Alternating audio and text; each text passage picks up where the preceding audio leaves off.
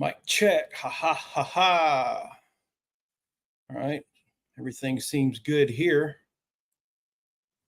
Live says I'm on. All right. Welcome aboard, everyone. I'm going to start calling this new series Fish Talk Daily. I've noticed that some of the YouTube podcasters do this daily. And I think it might be a good idea. I'm on StreamYard, though, so they've changed everything up, of course, and I'm a little bit lost as to if I'm doing everything exactly right. Let's see if the banners work real quick. See if anybody comes on. This is a random, I'm not going to do it every day at this time. It's about 11 o'clock in the a.m. Create a banner. Let's talk Fish Talk Daily. Will it add? How about scroll across? Sure. Anything? Anyone? Bueller? All right, that doesn't seem to be working. Unless I'm blind. Hooking up. What's up, my guy? Welcome aboard, man. Two folks here on an unannounced live. Appreciate you guys. Got anything you want to talk about? Throw it in the chat. I think today's topic. Oh, nothing's up. Hooking up, man. I've been taking a break from trying to record my life. It gets old, you know. I just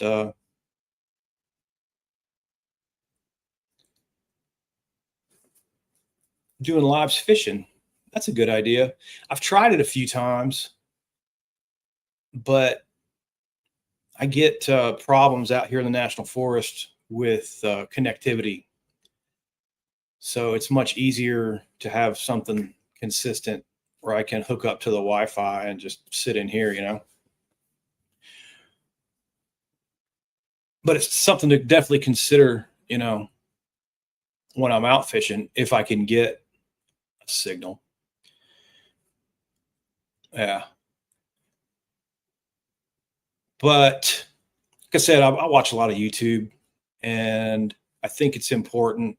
I'm just kind of copying people to see what'll draw the most engagement, trying to educate about the things that I've measured. That's what I was going to say. I want to talk about measurements and talk about, you know, what I talk about here. I touched on it on a post yesterday, and it's kind of resonating with me today. When I talk about the things that I've done, I'm talking about a lot of measurements, a lot of data collection, right? I'm not giving people, well, it is book knowledge. I shouldn't say, I was going to say I'm not giving you book knowledge, but I am giving you book knowledge because the book knowledge backs up what I said or what I'm talking about and what I've measured in the field.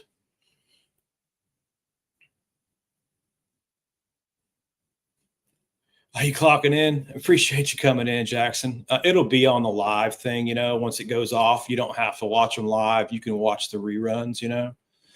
And I'm using StreamYard here. I might re-upload the live as like a video, you know, so it's shared differently in YouTube. It's hard to gain traction, and then once you get traction, it's hard to maintain it, you know. It's a lot of work. But, you know, that being said, I'm just kind of copying. I think I'm going to do this every day, and I'm going to do it at random times every day until I find something that we can get a lot of people on. I'm assuming, you know, after work, you know, 5, 6, 8 o'clock at night, something like that. Yeah, man, appreciate you. But 8 o'clock, you know, 9 o'clock at night, something would probably be better for most folks. And like I said, I hadn't done this in a while, and I wanted StreamYard to wanted to get everything back up and running. So I just decided to do it on my day off right now. While I was thinking about it, really, more than timing, or I didn't really anticipate anybody being here, but here you guys are. Appreciate it. Anyway, so I get a lot of blowback, talking about, I guess everybody does online. I've gotten used to that. It doesn't really, affect me personally anymore. You used to get into, like, I don't even want to call them arguments. I guess debates is a better word. I don't really feel like you can be in an argument with somebody who's not face to face, but I've noticed a pattern in that. And that pattern is, for lack of a better term, groupthink nonsense. What everyone says about something, or how it's been portrayed in media and on YouTube. I'm gonna lump YouTube and television and everything together. There's a lot of misinformation there. So I'm trying to combat misinformation with math and measurements and, science. And there seems to be a disconnect as to what we're talking about, because it'll go back and forth, and then it'll be like, well, people are allowed to have different opinions. And that is true. You're definitely allowed to have different opinions. But the things that I discuss primarily, I try to be real good about making a point. Like, this is my opinion and this is not my opinion. And when I start talking about fisheries management stuff, I'm really not giving an opinion, because I've measured it many, many times, mathematically. And that's hard to, I guess, get through to some people, because all of the fishing channels are opinion-based fishing channels. They'll give their opinion on how to fish a lure. They'll give their opinion on how to spool your rod up, how, spool your reel up. They'll give their opinion. And not to say that your opinion can't be based in fact, right? And that probably is the best way to, drag a worm or spool a reel. But there's still a lot of opinions. You can go on and find somebody else's opinion that can give to you a little bit different way. But I think you'll find, with what I'm talking about when we're talking about fisheries management, is my opinion will coincide with everybody else's opinion. Do it like that, because we're actually not talking about opinions. We're talking about measured facts that we've seen. And trying to get that across can be difficult.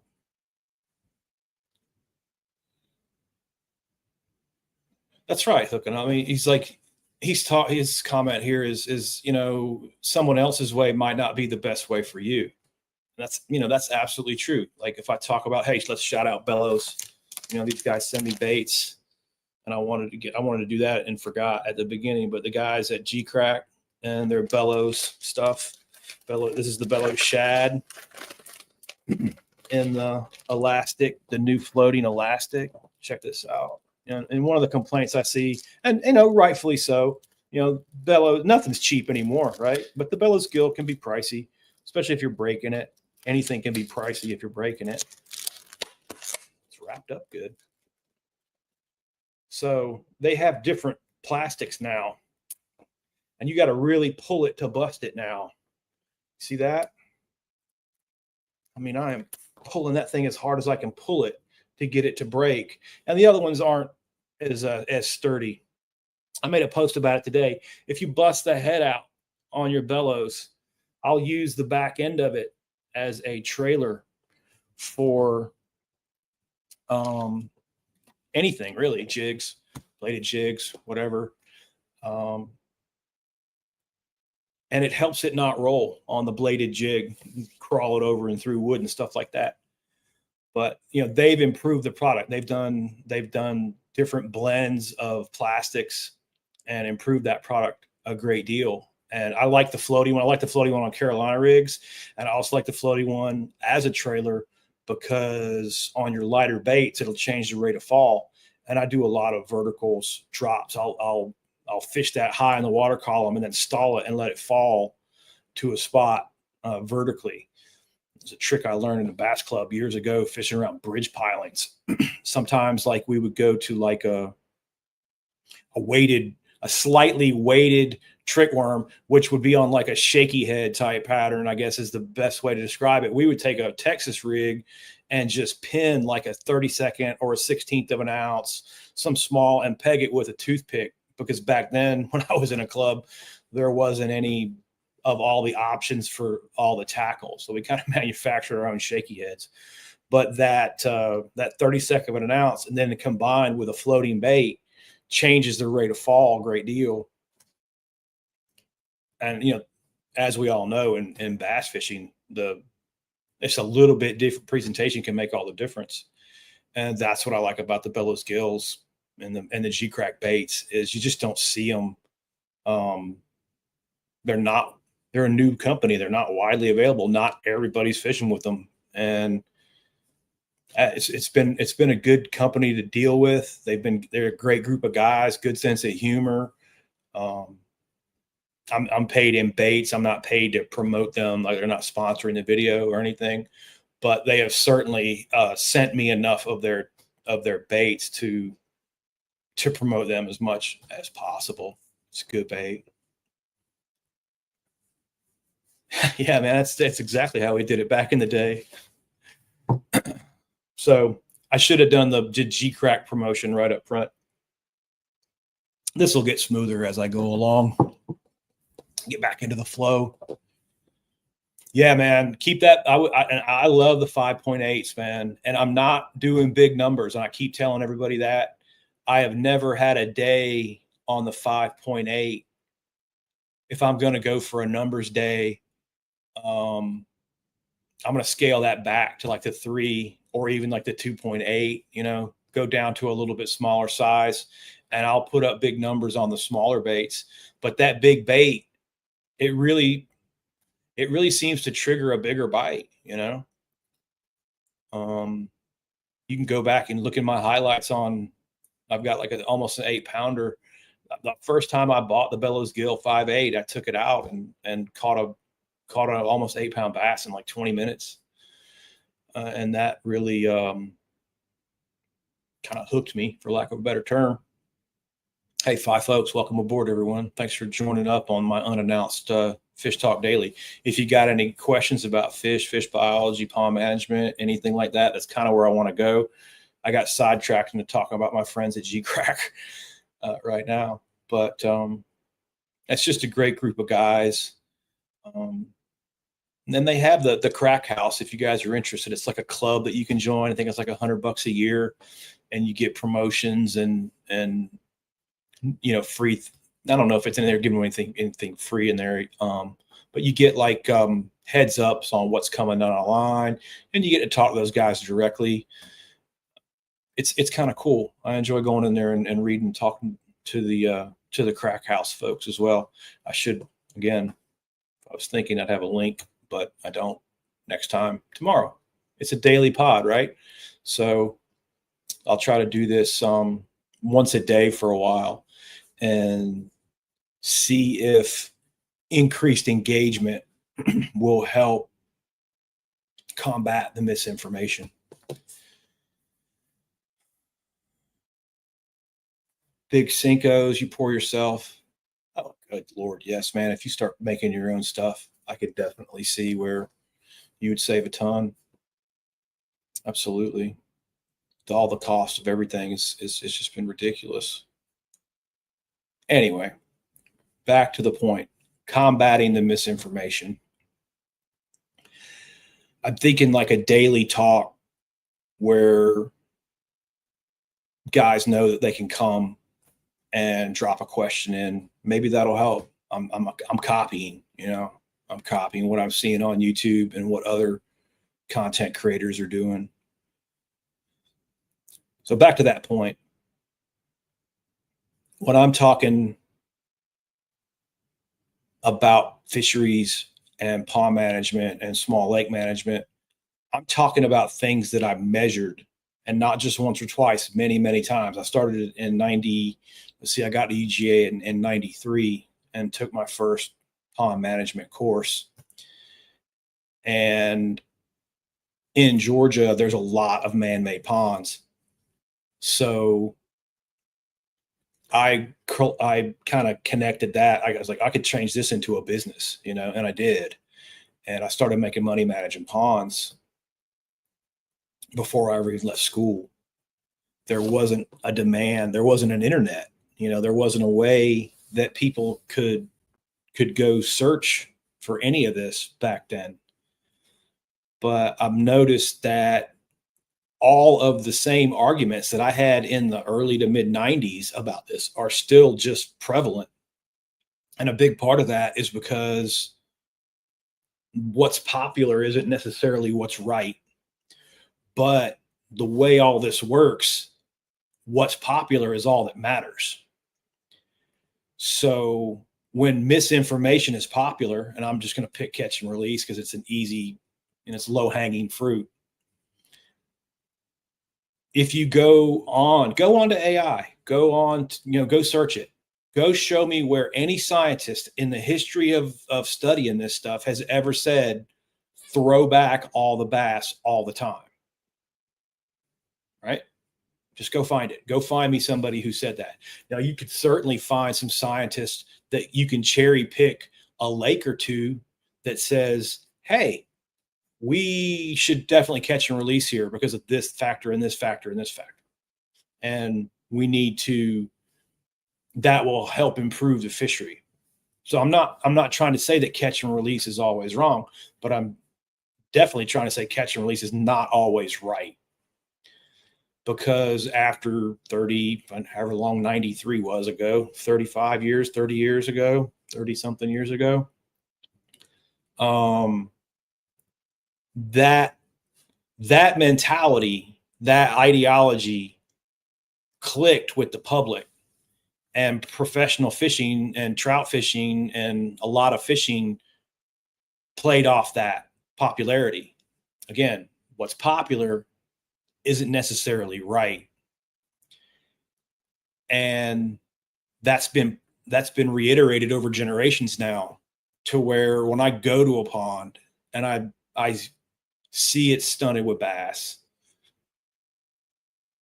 that's a good, I have a thought in my head on how to correlate that. I see it stunted with bass and I tell the pond owner, hey man, you got to keep some of these fish. You're stunted out. Your fish aren't growing anymore. That's not registering because that's the first time in their life they've ever heard that, right? That doesn't compute. That goes against what they think because it's been reiterated so many times. It's hard to be a consultant when the people you're trying to consult with don't believe you.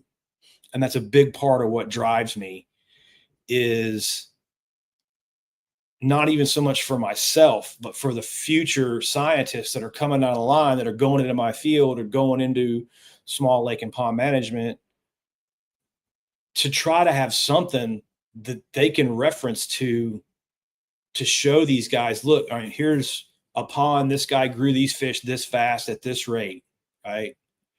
A fact. Because a lot of times, until you literally rub people's noses in the facts, they won't believe you. All right. Your college degree is not helping you. Not even having 10,000, 20, 50,000 followers is helping me. Like, it's the same things over and over, the same misinformed questions over and over again. It's very frustrating. And it makes me feel like my efforts are not working. And I shouldn't feel that way for all the places I've been and all the podcasts that I've been on and all of the reach and engagement that those have gotten to. It has, there's just no way that what I've done hasn't been helping. But I don't know, maybe it's my perception that's wrong, there. But I'm still just feeding off of the conversations that I'm having with so many guys who haven't seen that stuff yet. That misinformed, opinion based, kind of combative nature against fisheries management is still very, very prevalent. So that makes it hard, makes it frustrating, and it's really hard because that's the part these guys don't get. They think that they're, for lack of a better term, original. I've answered all these questions. I have a canned response in my head that I've repeated 1,000 times now for almost any question that you can ask me about this, because nobody really asks anything unique or interesting about this stuff. It's always in the same frame. It's always in the same kind of ideology. Preston, what's going on? Preston's a fisheries biologist that we've had on here several times. Oh, he's going to the black bass. All right. Awesome. Awesome. Let's plan on having you come back on, man, after this. And I wish I could go. I got a day job. Unfortunately, YouTube doesn't pay my bills, so I got to work. But another reason why I've been a little bit slack on this, I've been working full time. Tired and hungover. Yeah, that'll be a good time. I wish I could go check that out, but that's another thing I want to do. Get these guys on here and promote them. Not just make it a me type of thing, because I don't know if you guys notice, I copy other scientists in my stories. I try to promote another scientist. Thad's coming on. Thad Moody's going to be coming on with me. I talked with him the other day. Again, another interview with Garrett Stamport, talking about what he's got going on in Texas. We're going to bring that back in, bring Preston in, talk about the black bass thing. I just want to make it known to any scientist that this is an open forum for you here, provided you're cool and not being a hater. I will promote you. I will help you in any way that I can help you. You don't owe me any money. I would love to make money. I would love this to be a full-time job that made money. I don't think it's ever going to be. It never was when I was a professional biologist doing this for a living. If you wanted to make money where I worked, you did it treating algae, you did it picking up trash, you did it removing debris, organic debris, trees, blowdowns from the ponds, which brings up another great point. I've had homeowners associations that, you've got Karen as the president, and she's not having sticks in the pond. She's not having blowdowns. She's not having any of it. Get it all out. And they pay you to do it. They want it to look like a golf course water hazard, for lack of a better term. No algae growth, no plant growth, clean, clear water with nothing in there. And as a fisherman, my first instinct for that would be to, thanks, Preston, to be like, well, some of this is good habitat, for the fish and for the aquatic insects and for the ecology of the pond. Man, they're not hearing that. They don't care about that. As a matter of fact, if you looked at thousands of acres that I had under management at one time, probably only 10% of that, if even, probably not even 10, had any kind of fisheries management program at all. They did not pay you to run electrofishing surveys every year. If I wanted to do that, I did that stuff on my own, which for probably the first 15 years of my career, I did for free, because people simply just would not pay you to do it. So I had a choice to make. I could ignore the fish, the one thing that I wanted to manage, in lieu for money, right? To spray algae and pick up trash, and just do that, just have a business that did that. I could have made that choice. I did not make that choice. I made the choice that you hire me as a pond manager. I'm going to manage the pond, which includes looking at these fish at least a couple times a year, pull a seine, do something, run some relative weight, do something to try to keep an eye on what's going on, because I felt like it was my responsibility. And I got to the point later in my career, 10, 15 years later, that if you wanted to hire me, you had to do it. there wasn't an option. Oh, we're going to line item this and take it off. I just get up from the homeowners meeting and say, no, this is not how pond management works. And the funny thing is my bid would be cheaper than most people because I usually work, alone or maybe with a couple part-time guys. And they were trying to make it even cheaper, right? They were trying to line item those things off to bring my bid even lower down. And my answer was no, you can hire me for the service or not. But this is what you're going to receive with this service. And I would literally force them to do it. Nobody ever said, all right, we'll get out. If we can't line item your contract and get out. Nobody ever said that because I was always the cheapest anyway.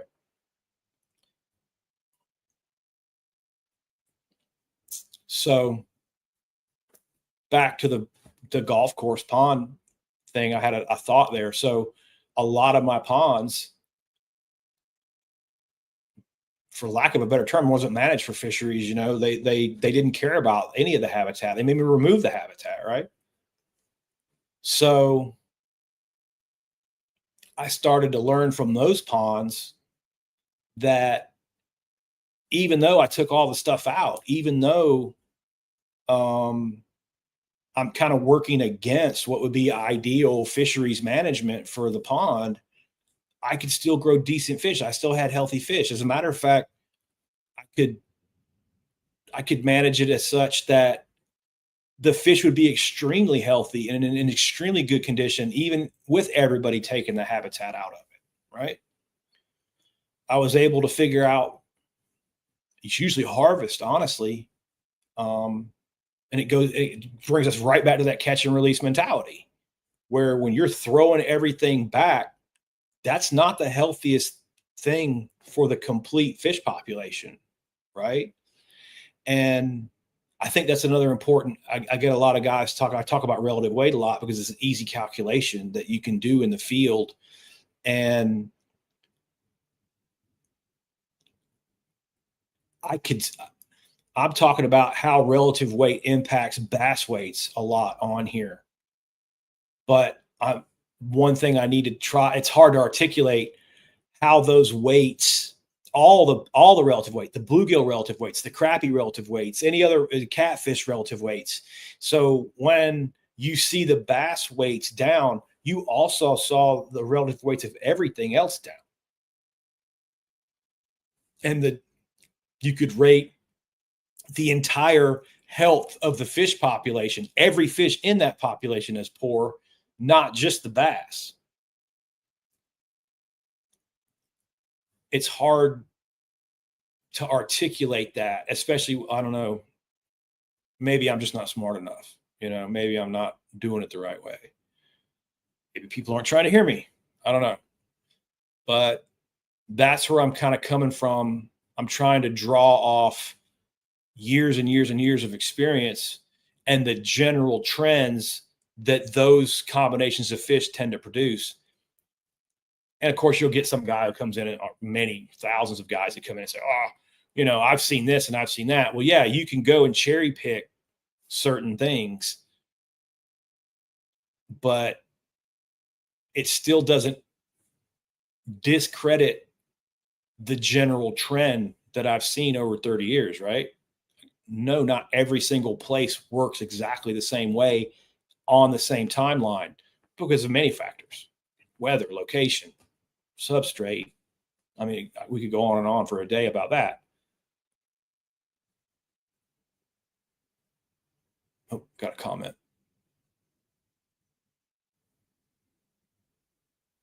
Why do they treat, it's a good question, hooking up. Why do they treat a reservoir that's made for drinking water with chemicals for grass? All right. So chemicals used in pond management are registered through the EPA, and to get that registration process, there's a pretty strict like research and development. And a big part of that R&D is, do those chemicals bioaccumulate in fish tissue, or with aquatic insects and things like that. Now, of course, we've reached the level of science that I guess you probably could, bribe somebody or do something nefarious.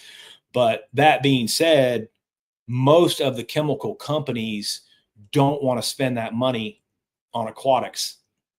They don't want to. It's easier just to sell it to the landscapers without the aquatic chemical label, because the aquatic chemical label is something that costs a lot of money, and you'll notice it on your aquatic chemicals. You'll see it reflected in the prices. Let's just use glyphosate, which is Roundup. Gets a lot of press. That is a product that you can use in a pond if it has an aquatic label. Can you spray just regular glyphosate around the pond? Sure, you can. It's not toxic to fish. It doesn't bioaccumulate in the system the way people kind of think it does, right? If you spray glyphosate and it on, like, say, like a lily pad, it goes down into the water. It gets taken up by the plant, and the rotting process of the plant after it dies also breaks down the glyphosate. One trick for using glyphosate: don't ever use pond water to mix glyphosate. Glyphosate binds to dirt, and you can actually neutralize the glyphosate in your tank just by using dirty water. It'll make the chemical ineffective. You need to use clean water specifically with glyphosate. That's just an old school trick. You learn when you go out and have to treat and it doesn't work, because you neutralize the chemical in the tank before it ever even got onto the plants and into the environment. So the entire idea of chemicals that we use in water is that they break down quickly. There's not very many things in pond management that don't break down very quickly. Copper would be one of them. Copper's an element, doesn't go away. That's why I try to steer away from like copper sulfate treatments, because that will accumulate in the substrate, and I don't like things like that. So just in my head, from a responsible pond manager standpoint, I'm trying to reduce the amount of copper that I use for algae control. Now, does that mean that I can get away from using it altogether? No, but I was constantly looking for ways. One way and one tip that I can give is, if you're in Georgia or in a place that has soft water, you don't need to go at the highest level rate with copper, any kind of copper, because again, it has a binding quality. Any high alkalinity, high hardness has like almost like a magnet, like where it binds out things. And until you go across the country and do treatments and work in different places, you don't see those changes. The water quality will definitely impact the amount that you have to use. So when I go pull like a hardness test or an alkalinity test in a Georgia pond, and I see like 9 parts per million, 10, 15, 18, 20 parts per million, super low alkalinity and hardness, total hardness, I instantly know, just from years of experience, that I can go below label rates because it's not going to bind out on me. Whereas you go to the Midwest and it's 200, 300, 400 parts per million, whatever. All right. Now you're in an opposite water quality situation, and you've got to go to the upper end of the spectrum. You're not going to go down to the low end of the spectrum on that, because you've got a chemistry issue that's going to bind you up. So that's a really long answer to come back to: those chemicals aren't contaminating the water permanently, because they break down in the environment as they're designed to do. Most people don't understand that. They think you put chemical in the water, it's there forever, and you've polluted the water forever. But again, based on my experience of 30 years of using these products around the water, they tend not to accumulate that way. And that's why they're legal to use in drinking water. All right. Follow up to that, he's got a lot of coontail, and it's stacked up with nice bass. Okay. Yeah, they're what they're doing there, hooking up, is called a bucket treatment. Um, they're moving the boat. They're using GPS, okay, and they're moving the boat at a certain rate when the wind and wave action. If I let's look at it a different way. If I wanted to treat one side of the lake, and I know I need a concentration a certain amount, let's say a part per million, right? I can calculate, all right, there's average depth of that bank of, where we're going to put the chemical down, and length of the bank. I know that it doesn't matter whether I put it into a sprayer, put it into a hose, or simply pour it in the water. If the wind is blowing in this direction, I want to treat this bank, right?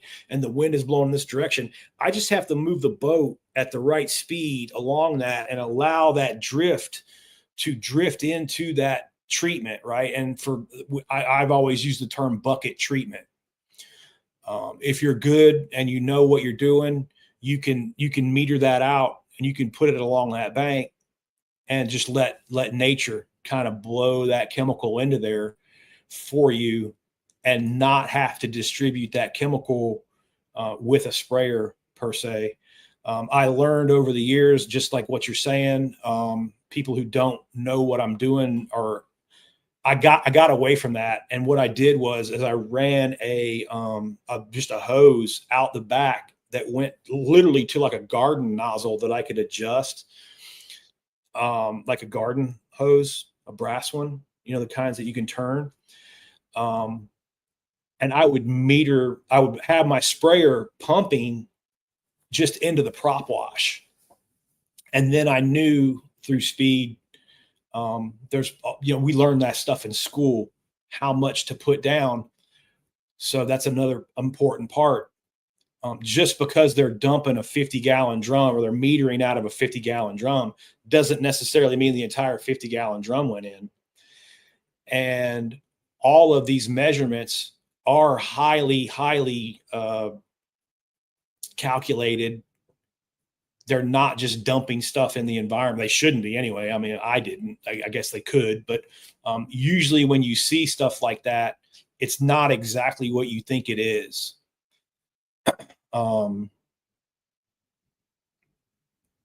It's not just pouring chemicals in the water for profit. Now, that's not to say that there aren't companies that do that. Like, for example, I would go, if you had a problem. Well, let's just use coontail. Coontail is not the best example, and pondweeds or something are better. But I would go to you and I'd say, look, you've got a submerged plant that grass carp will control. Coontail is a little stemmier, so you're going to need a higher density of grass carp, which is no different than putting cows on a field and not having to mow the field.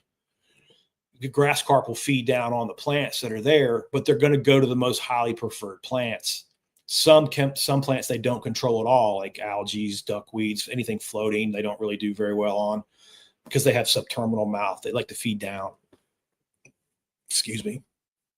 So I would go to you and say, hey, you should stock grass carp, and you should stock them at a high density per acre, because you have a low preferred plant, but they will control that. Or I might have to go there and say, a lot of times, hey, I want you to stock grass carp in my pond, but I go to their pond and they have a plant that the grass carp won't control. You have a choice to make in both situations. Enlighten the client as to the most cost-effective best way, or not. So if I put you on a treatment program, it's like hiring a yard man to mow your grass. Most of the chemicals in pond management are not systemic, meaning they don't kill the root system. They knock the plant down, but the root system survives. So from that, if you think about it that way, a treatment program guarantees me almost monthly money, right? I can get you onto something and put you on a treat that you'll get instant results, instant gratification, clean looking pond quickly, Where the grass carp are the opposite. You usually got about a year's wait before they'll clean it up for you. But then you'll have 6 or 7 years of not having to use any products at all for that particular plant. So the honesty of the person that you're dealing with, do they go in there and say, hey, this is a better option? It's going to put less money in their pocket, right? And that's where there's a real gray area with treatments, because if you're in business to clean ponds up, that's very profitable because you have to return over and over and over again. Whereas the grass carp, you don't. It's a one-time sale. See you again in almost a decade. That being said, your grass carp tend to shift things towards more difficult. If you have a lot of nutrients coming in, if you have a plant that they don't control well, they're not your end all be all solution to never using chemicals again. It can, again, who wrote the article in the thing about the grass carp? They'll spin it to kind of make it like they're the solution to all your problems. And unfortunately, they're not either. That's not how that works. I hope that kind of answers that. Let's go back and check this out. All right, we've got coontail. All right, we talked about the coontail in the 50-gallon drum. 100 acres. All right, 100 acres of water is big water for me. You need like a super tanker full of pond chemicals wrecked off on most of those pond chemicals. Like, I don't know, one of them is like diquat, right? You'll hear a lot about diquat. No, I'm not trying. Diquat is Darth Vader, man. It is the right hand of God. It is not good for you. It is not good. You don't want it on you. It's a highly acidic. It kills. It is a stone hammer, and it kills plants between 2 to 3 parts per million, usually, depending on the species of plant. It kills fish at 236 parts per million. Okay, so that's a problem I got with the word toxicity. People throw toxic around. Oh, it's a toxic chemical. Show me something that's not toxic. Okay, name something in the chat that's not toxic. Right? You can drink too much water and die from it. Therefore, for human beings, water is a toxic chemical. H2O can kill you if you absorb it at a 2 gallons in a half an hour rate or whatever that is. I don't know what it is, but you know what I'm saying. You can get drunk on it. You can have electrolyte problems, and it can kill you from drinking too much water. So there's literally nothing to say that it's a toxic chemical. Yeah, of course it is. I can over apply anything and kill fish with it. Okay, that over application can be toxic.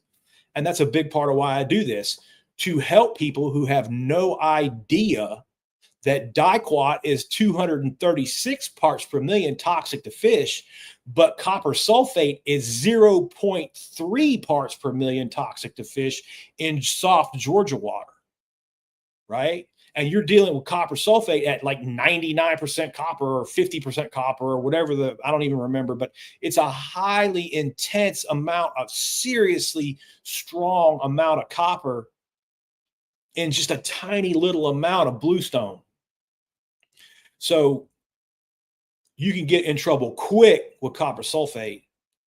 Like I said, you need a super tanker of diquat, even though we don't want it on us. It is a strong acid, blah, blah, blah.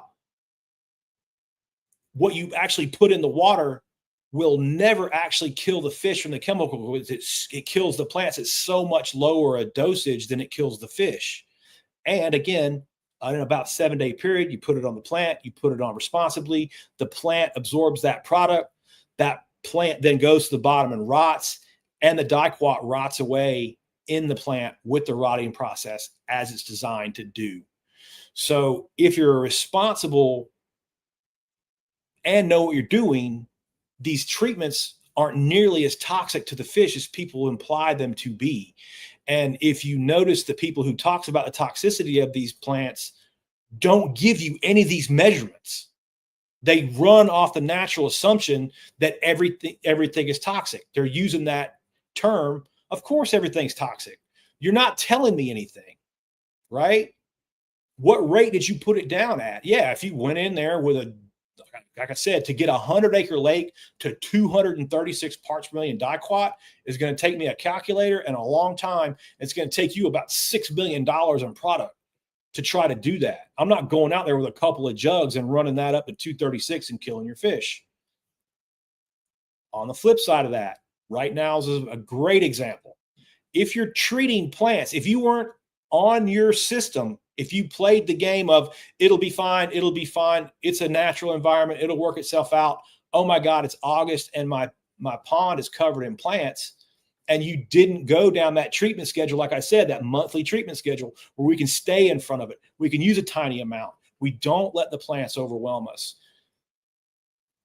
And that's what I'm giving you real world examples of what people do.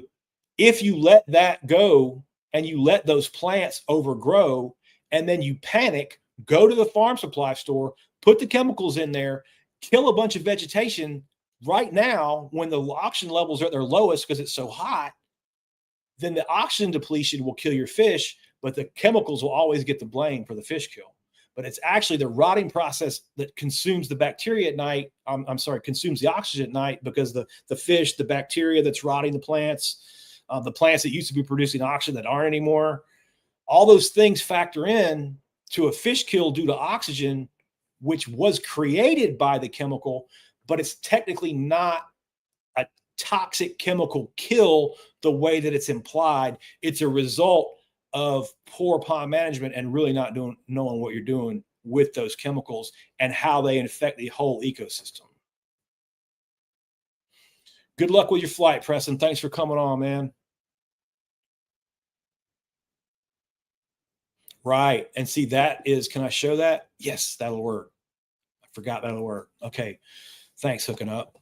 So he makes an excellent point, and it's a point that I've seen with hydrilla many times. Okay. Hydrilla will grow from the bottom, is controlled by grass carp pretty well, grows from the bottom to the top and chokes out the shallow environments, probably 8 to 10 feet, depending on the clarity of your water. But light penetration matters, how far down the light can penetrate as to how well the plants are going to come up in that lake. So if you're dealing with like a muddy, stained pond all the time, you'll notice you don't see much submerged vegetation in those stained lakes. It's because the light can't penetrate. It's like kind of having a shade cloth over your garden, right? It's not going to grow plants that way. Same thing. So what happens is if you've got all your shallow areas are choked with hydrilla, the bass can't hunt in that real thick hydrilla.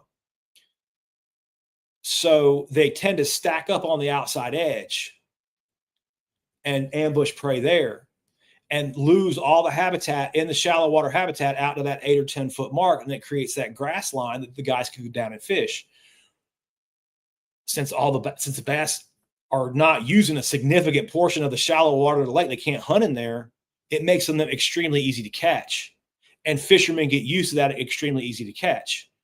And then when you go and treat that hydrilla and open up those areas again and get rid of that and allow those bass, the ability to hunt in those areas, it changes everything. It changes where they orient. It changes the structure they orient to. And that instantly, again, to the uneducated eye, looks like you've ruined the fishing, looks like you've ruined the fishery because the guys that are going out there fishing aren't catching as much anymore. All right. But you haven't ruined the fishing. You haven't affected the balance that much. As a matter of fact, you've probably helped those bass live healthier lives by opening up places that they were not allowed to hunt and can get in there and hunt again. So a lot of times you'll see an improvement in the fish health when you control the vegetation, but a decrease in the catchability of those fish, even though they're healthier. But those guys aren't measuring like I'm measuring. They're not measuring the relative weight. They're not seeing the plumpness went up by 12, 15%, right? They don't see that. That's not registering to them. They don't know how to measure that. The only thing they know is I used to go fishing and catch a bunch of fish, and now I'm not catching as much, and it's your fault. Try explaining that to someone. Okay. And then try explaining it like 1,000 freaking times because that's how that works.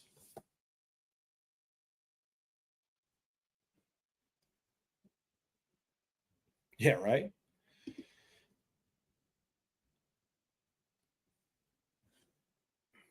All right. So we've got some carp action in here too. Now, important side note, people, again, not their fault. There's just not a lot of information about common carp from Asia are not the same thing as sterilized grass carp that I sold for weed control. That's different. It's a different fish. The sterilized grass carp can't reproduce because they're sterile. And they're only feeding on plant material. They're like cows, right? You wouldn't expect cows to go out into the field and start catching anything, squirrels, and eating the squirrels, or rabbits or snakes, or you just generally don't see things that primarily that can't process protein in their gut eating protein, right? Not even fish eggs for the grass carp. So there's a lot of information around the grass carp that way. Are they nestrators? No, they don't eat protein. They can't even process protein in their gut. Why would they eat it? Right? So you'll have all these kind of false narratives around the carp because they're blending two species of carp together that they're not even aware of, right? You don't want common carp. Common carp are going to tie up your biomass. What does that mean? Okay. The lake can only support so many fish, or the pond can only support so many fish. Let's use an average 1 acre pond in Georgia, not fed, not fertilized, on average holds 100 pounds of fish per acre. And I just know that because that's where I went to school. I don't know where I don't know. It's probably like 300 in like someplace more productive, maybe even 4, right? In a place with more productivity and better water quality. But I'll just operate off the 100 because that's what I've been using my whole career. So if somebody brings, or the stream brings a common carp to you, or somebody brings a common carp and then puts it in there because they think it's going to control grass or whatever, and those carp begin to spawn, well, now you have a really big fish. Say the average carp weighs 10 pounds and you have 5 of them. That's 50 pounds of carp. Okay, that's half of the fish that the pond can hold in 5 fish. So now you have 50 pounds of carp in 5 fish and 50 pounds of other game fish. And that's the part guys don't understand. When you're stocking stuff into your pond, it's not about diversity and increasing the forage base. You're taking away. So example, I made a post about shad. If you've got that 100 pounds of fish supported and 30 of it is in bass and 70 of it is in bluegill, and you stock threadfin shad, you haven't increased that 100 pounds of fish that the lake can hold. It's still holding 100 pounds of fish. It's just now, instead of having 70 pounds of bluegill, you've got 35 pounds of bluegill and 35 pounds of shad. You haven't increased the numbers of fish that are there for those bass to eat in weight. You just diversified the forage base that you already have. And that's why stocking fish without removing bass doesn't work when you measure like I measure. I can't tell you how many times I've seen this. Hey, man, your pond's bass heavy. You need to harvest some bass. Oh, no, I'll just stock some shad. You're not understanding the basics of pond ecology. Okay, that doesn't work. And I can't tell you how many times I've measured that doesn't work. How many times guys have spent $2,000, $3,000, $4,000, $10,000 on shad that doesn't work. And you try to tell them it doesn't work. They're not trying to hear it because they think their money's going to fix the issue, and it doesn't.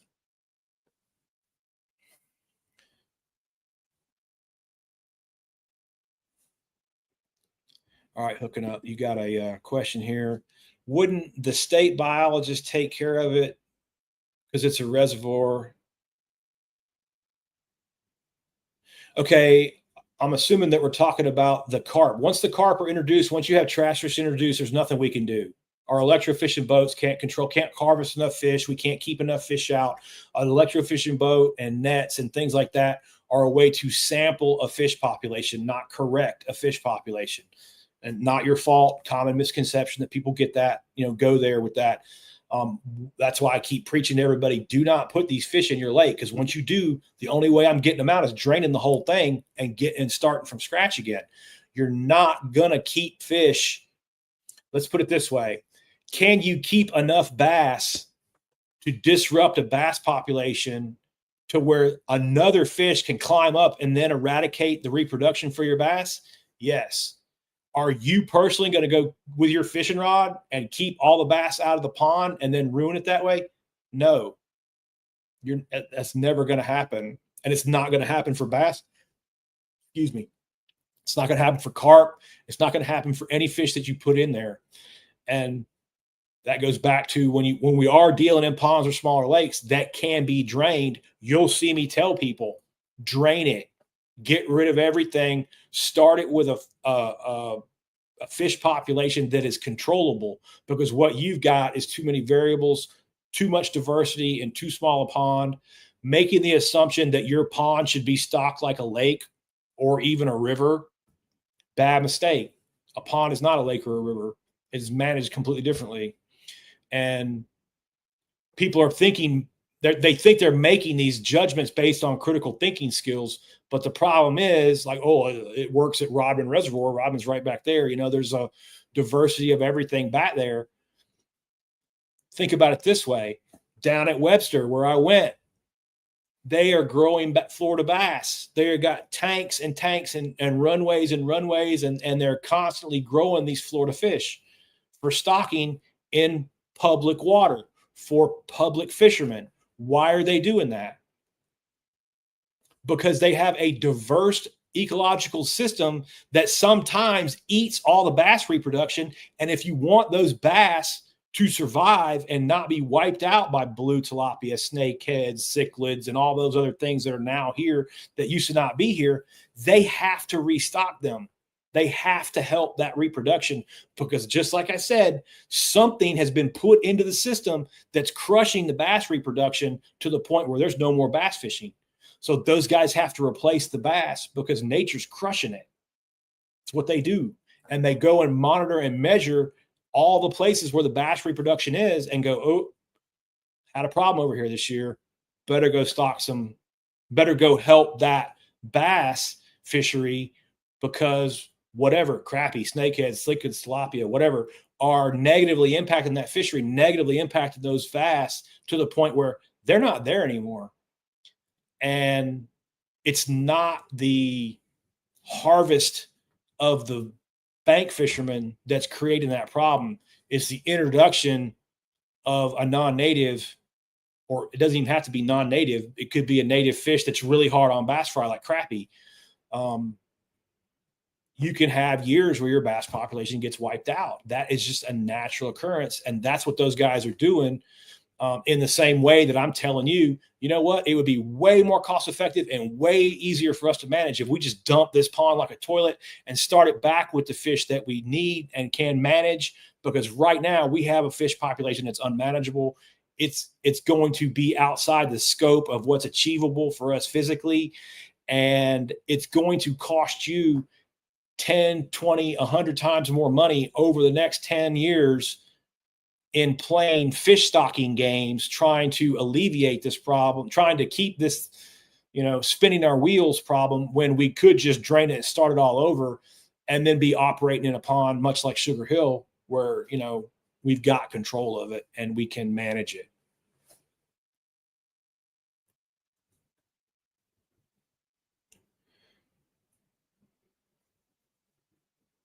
Oh, using pond eyes. Yeah, I don't use pond eye on small ponds. In certain situations, I'll use a pond eye, but usually not very much. Oh, nice. Yeah, that's a nice fish, man. Hey, Dave, what's going on, boss? Welcome aboard. We're just chopping up some pond stuff. I'm going to start doing a daily pod. I'm going to do some more interviews with I'm going to still keep those called the OG interviews with the other biologists. And I'm just going to come on here, and I'm already at an hour. Holy cow, I'm already at an hour. I was going to do 30 minutes or so a day, and I just sat here for an hour. So maybe I'll do an hour a day. Who cares? We haven't had more than 10 people on an unannounced pod, which I'm amazed anybody's even here at all. Thank you, guys. There's a perfect example of what we're talking about, hooking up. He's never seen a small carp in there.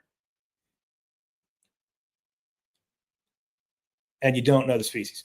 Okay, so common carp will have barbels in the corners of their mouths, like like you twist your mustache, right? A little like a catfish, right? It's just a tiny, short, little like half-inch barbel on the corner of their mouth, and a grass carp doesn't have those. So for just a quick reference, a grass carp's also kind of a bronze color usually. I don't like using colors that way, but they tend to be, but they look like a cigar. They don't have a big hump on their back. A grass carp is like a long tube.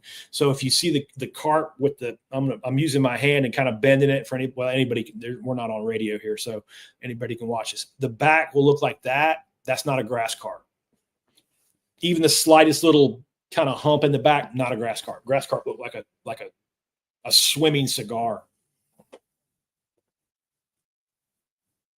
They don't have that. They don't have the barbel. Okay, you might be dealing with like a buffalo type carp, which would be more native, which would be good, better than, we want native fish. But that's a perfect example of what we're talking about, where no matter what huge fish we have, that however much weight is in that fish is, instead of having, let's say it's 10 pounds, let's say it's a 10-pound carp, and that 10-pound carp is replacing 10 pounds of shiners, 10 pounds of bluegill, 10 pounds of shad, or 10 pounds of something more preferable forage wise that a bass can eat, because a bass can't eat a 10-pound carp.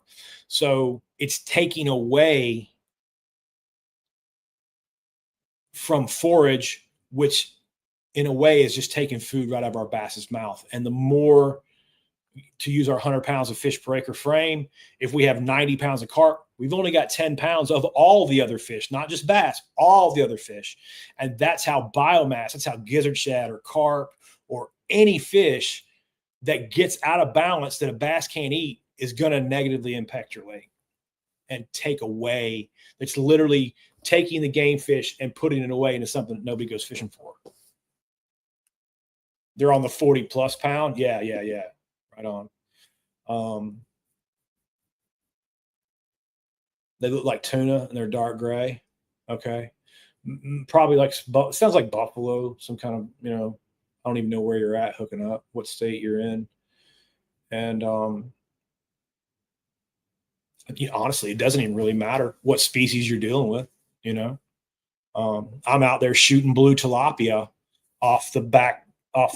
I'm going out fishing with guys, shooting them up, using them, giving them to people for food. That's a nice part about Rodman. There's a nice public fishing area down there, and there's always a lot of fishermen down there, food fishing. And it's an easy place to give fish away. You're up in Mass. Yeah. Might not even be a fish that I'm familiar with. There's a lot of diversity in the fisheries, and I don't have any experience up in the Northeast. I stopped about Virginia, about as far north as I ever went with my boat. And I think that's important for guys to understand and recognize too, like biologists are regional, right? My expertise is very regional. Now I have a long career and been very fortunate to work many different places, but a lot of guys have never worked outside the state or two around where they're at. That kind of goes back when the work that I was doing in the Midwest. One of the guys, one of the bosses up there, because I had sold my business out and I had to work for that other company, and he questioned me about it. Rightfully so. I wasn't mad at him for questioning me, but he's like, you're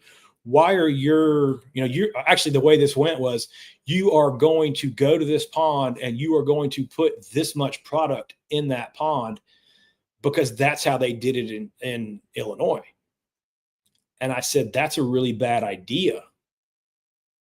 And he called me insubordinate.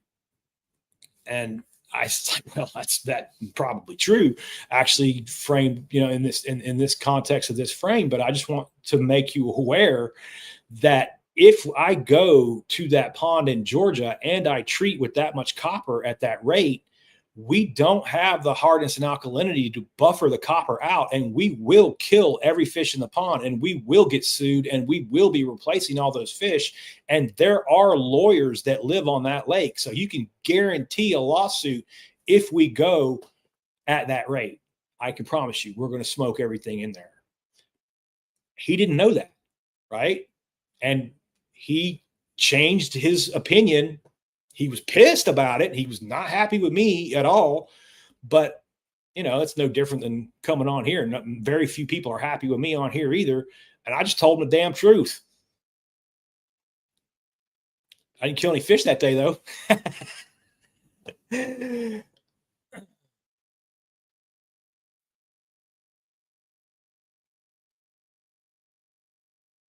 You catching sharks, man? Shoot, yeah, that's awesome. Did you catch the shark in a pond? I had that conversation with somebody the other day down here, man. Uh, he was like, what's so different? I said, that's not a pond. Like, I'm talking about pond management and small lake management. And, you're making examples out of a tidally influenced river and 10,000 acre reservoir where, no, I mean, there are different things going on out there, like bull sharks that, I normally don't deal with in pond management. But if you don't think there's a bull shark in Rodman Reservoir, if I had any money at all, I'd like to bet all of it. There's at least one.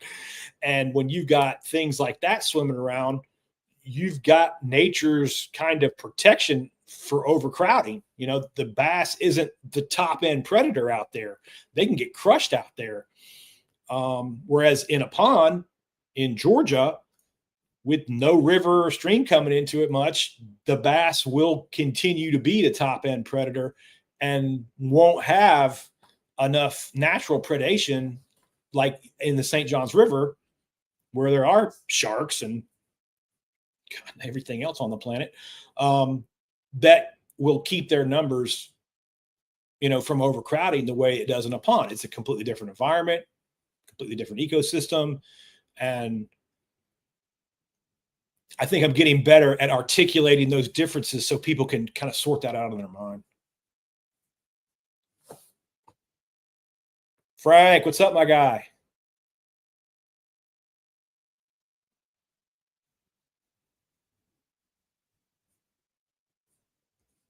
Yeah, bull sharks can definitely live in freshwater. That's right, Dave. Yep, alligators, great example. Didn't even mention them, but you think there's not an alligator catching a bass or two out there, and keeping that place from overcrowding with bass.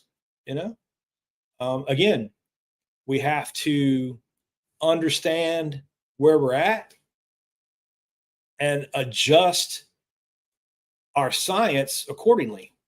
The science doesn't really change, but the habitats change and the location changes and the water quality changes. And there's a lot of other variables, outside that. And that's why like, a certain amount of, like a better term at hate. I don't want to use hate because I don't hate the guy, but I made a post about Randy the other day. And I mean, honestly, I really like Randy and I really learned a lot from Randy. It's just, his misinformation is dangerous, especially for the size of platform that he has. And one of the things that he mentioned is on the video that I watched was, do you think that there should be rules against bed fishing bass or canceling bass tournaments in the spring? The first thought that went into my head is, what species of bass are we talking about?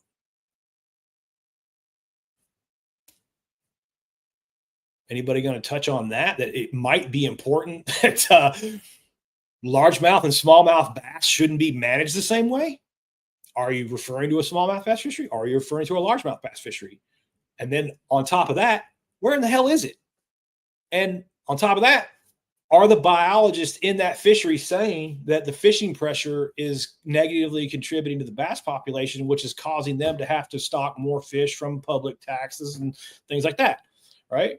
So making this blanket statement about we should not be fishing for bass in the springtime, no, I don't agree with that. There's way too many variables there to consider before I would ever make a blanket statement about that. But his blanket statement about probably smallmouth bass in a northern lake doesn't apply to my largemouth bass populations in ponds in the southeast. It just doesn't. And if you don't understand that and you're spreading misinformation in that manner, you're more dangerous to fisheries than good.